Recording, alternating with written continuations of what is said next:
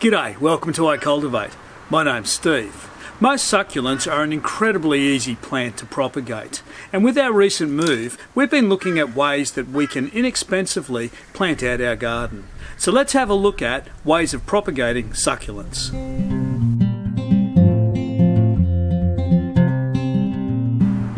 You can see in front of me a range of succulents that I've actually salvaged from a friend's garden.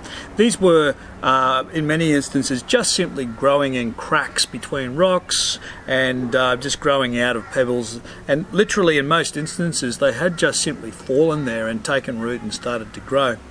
But let's have a look at what we've got here. This first one, which actually wasn't growing in a crack or something, but was on a plant, was what we refer to as often known as flapjack or paddle plant. It belongs to the Kalanchoe group of succulents, but you can see it is quite a beautiful large paddle-shaped leaf to this particular succulent. Now I can propagate this particular succulent by simply removing a leaf carefully from the base of the leaf from the plant and then leaving it for a number of days, and you can see that is what I've done here, and the end of the leaf here has actually calloused over.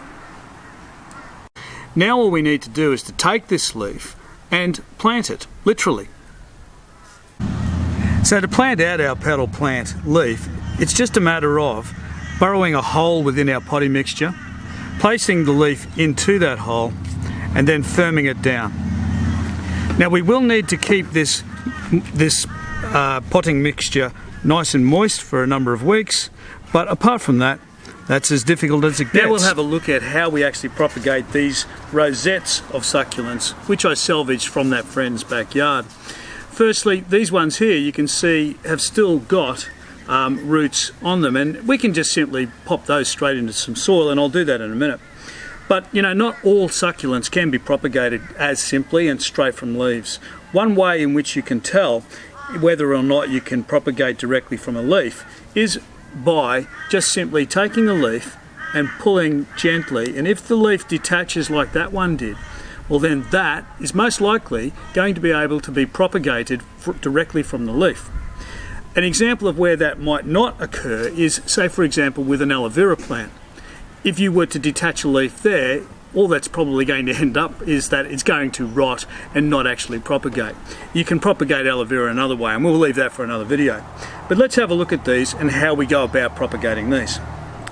First of all, this here is an example of one of these rosette style succulents having been left, or the leaf I should say, just having been left. And you can see how new plants, new rosettes have developed at the base of this leaf. In order to get that growth, it is simply nothing more than taking this leaf and just laying it down onto a dirt surface, and you will get that growth beginning within a matter of days, certainly within a week or two.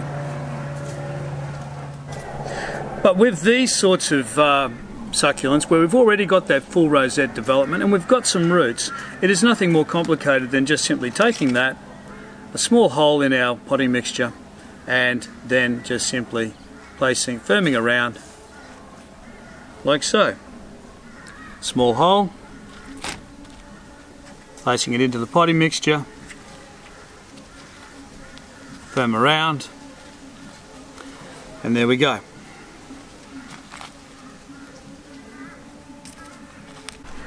The last succulent that we'll look at is this one here, which actually has quite a long growth habit once it actually approaches maturity. In order to propagate this, you'll notice that I've just simply broken it off, but it has been laying for about a week, and you can see the end of this succulent has calloused over again, as was the case with the paddle plant cutting that we did a little bit earlier. Now that we've got it to this point, it is just with these rosettes, it's just no more complicated than just taking this cutting and placing it into the soil, and then ensuring that we keep water up to this over the coming weeks. It will only be a matter of a few weeks before they start to strike roots, and once established in this little container, I will then move them over into either a larger container or in fact into the ground. Some particular conditions for us to consider for our succulent growth. Firstly, the soil mixture that you grow it in. You can buy specially prepared succulent mixture, or alternatively, what you can do is just get some normal potting mix and mix some sand through it. The reason for this is because irrespective of the type of succulent, they all prefer and grow best in well-drained soil. They definitely cannot have wet feet, and so therefore it is critical that whatever medium you use to grow your succulents in is well draining. So normal potting mixture with a bit of sand mixed through it, or alternatively buy one of the pre-mixed succulent mixtures. With regards to where they grow, let's firstly talk about the sun. Succulents will need to be in a location where they get full sun. You'll have trouble growing succulents full time inside. You're going to have to find a place inside where they do get at least a good amount of sun if you wish to grow inside. So outside is best, in a place where they have full sun. In terms of temperature, they like it to be warm, but there is a misconception around that succulents will only grow in really hot, dry, arid conditions. Not quite true. There are some that will grow in quite cool conditions, but generally speaking, it needs to be warmish. Now, I hope you've enjoyed this video. Can I please ask you to go down to the thumbs up and give us a thumbs up, subscribe to this channel, and go to our website, icultivate.net, and become a member of the community. It's there that you can continue and be a part of the gardening conversation. Thanks for watching.